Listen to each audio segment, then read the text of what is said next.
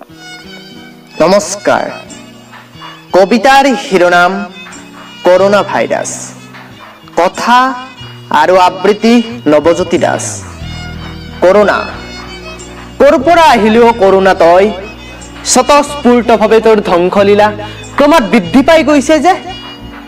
পৃথিৱীৰ এই মনুষ্য জাতিটোক নিশেষ কৰাৰ পৰিকল্পনা কৰিছ নেকি তই?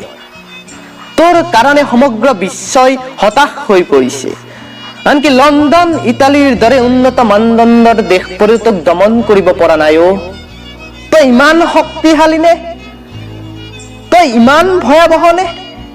তোৰ ধ্বংসলীলাৰ কালৰূপ দেখাই মনুষ্য জাতিক অগ্নি পৰীক্ষা লৈছে নেকি? তই শান্ত হ কৰোনা, তই শান্ত হ।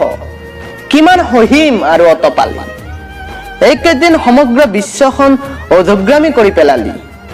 অনেকজনৰ স্বপ্নৰ বন্তিৰ জুইখিনি তছনছ কৰি পেলালি তই।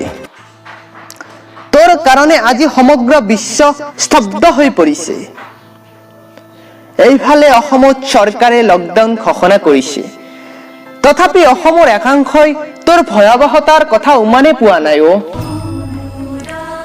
অসমবাসীসকল বুজক, আপোনালোকে কৰোনা ভাইৰাছৰ ভয়াৱহতাৰ নিদৰ্শন চাওক।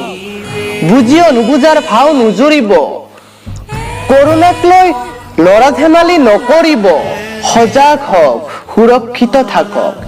এয়া মানৱ জাতিৰ বিপুল প্ৰত্যাহ্বান। মনত ৰাখিব, ইয়াৰ কোনো প্ৰতিষেধক নাই। ধন্যবাদ।